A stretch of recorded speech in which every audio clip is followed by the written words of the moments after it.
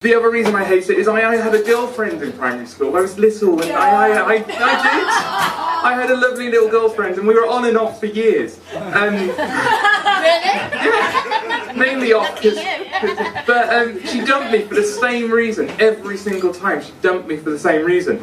And the reason was, and you can tell me if this is a good reason, girls out there, is that if we ever got married, her name would have been Natalie Chatterley. I suppose it is a valid reason. And so I moved up into secondary school and I was still bullied because of my name. The teachers used to pick on me. I don't know if you know, there's a book out, Lady Chatterley's Lover. And it was a naughty book, it got banned. It was naughty for a number of reasons. It had a very posh lady called Lady Chatterley, queen of the manor, so to speak, and she was having an affair, and that was naughty enough. But not only was she having an affair, she was having an affair with someone from the lower classes, her gardener. And not only that, she took it up the bum and enjoyed it. And so this book was banned, and it used to be handed round in colleges like contraband. And all my teachers knew it from that. So in secondary school, you'd have porn mags being handed round like contraband. You get up into college and it became Lady Chatterley's Lover. And I can only imagine they looked at it and went, oh, look at the adjectival phrases on that. Oh, what a wonderful comma slice. and so every teacher in every lesson would mention this to me. I say every teacher, obviously not the PE teachers. The nearest they'd seen to a book is one when fell out of the rucksack of the sixth former they happened to be sleeping with. Every school PE teacher, sixth former.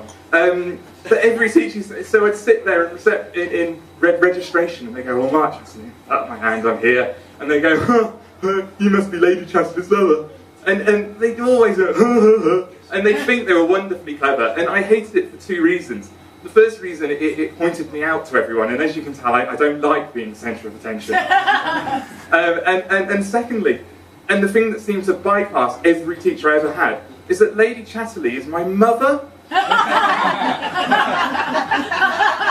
And so every teacher throughout my primary, secondary, college and university education, the first thing they did to me is accuse me of having anal sex with my own mother. And I think that's messed me up slightly.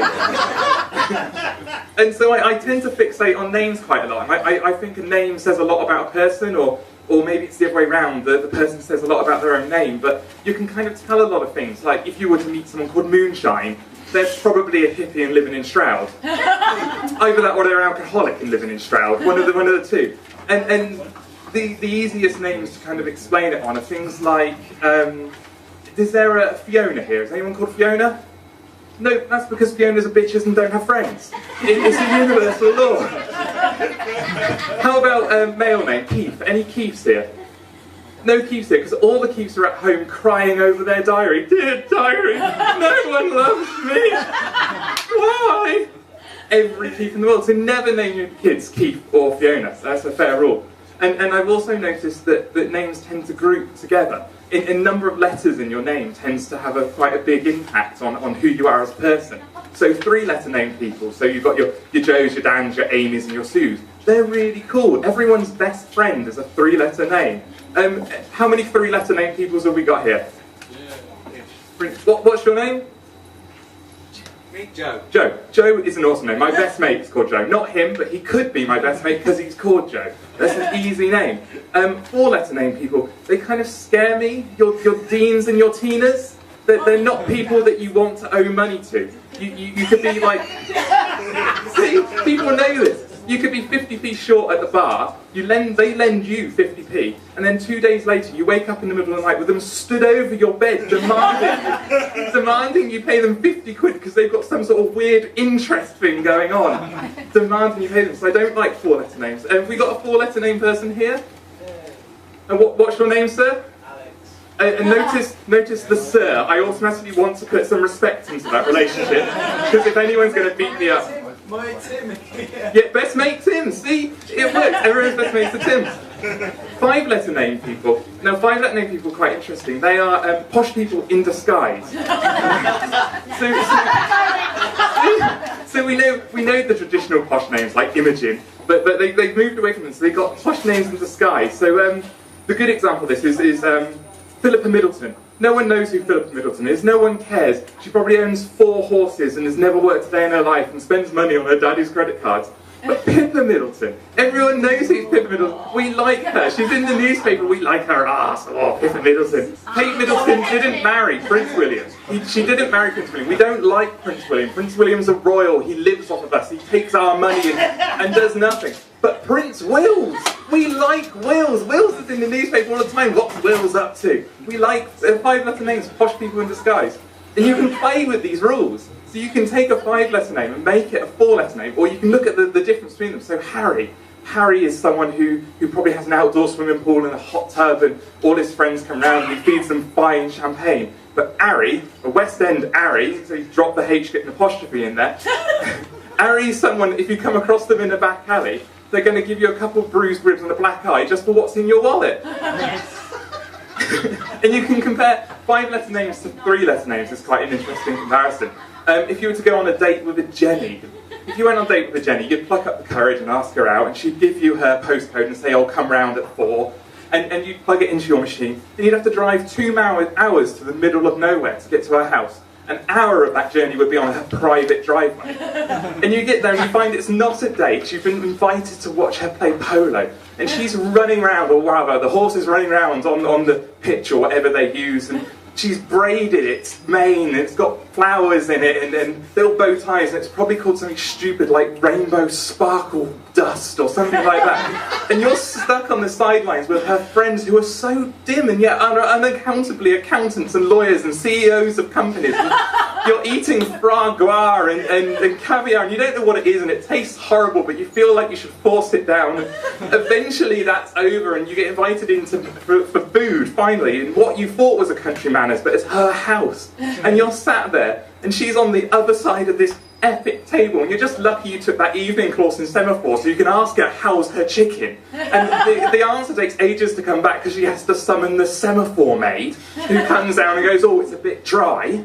And you're getting a 7-course meal. You didn't even know meals could come in 7 courses. You know there's a fish course, but maybe they split it between seawater fish and freshwater fish or something like that to get the extra courses in. And to one side you've got her old aging mother who seems to be hitting on you and keeps touching your thigh. And to the other side you've got her old aging dad who also seems to be hitting on you. He keeps inviting you on a tour of his wine cellar, or at least you hope that. He's never mentioned the word wine. He keeps saying, "Come down to the cellar and I'll show you things." And you're just a bit worried, and finally the meal ends and you get a peck on the cheek and you drive home for 2 hours, and then you wank yourself to bed feverishly over things that could have been.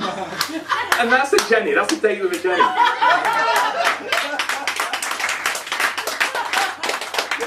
And then you can compare that to Jenny. A date with a Jen, you kind of go up to her and she goes, "Oh yeah, I'll go out with you," and you go to the local pub and you have a roast, Sunday roast at the local pub, and you both have starters, or what you're going to call starters. You have a packet of cheese and onion crisps and she has some pork scratchings. It's wonderful, and you eat this meal and you have 5 or 6 or 7 pints, and she has 5 or 6 or 7 pints because she drinks pints too. How wonderful is that?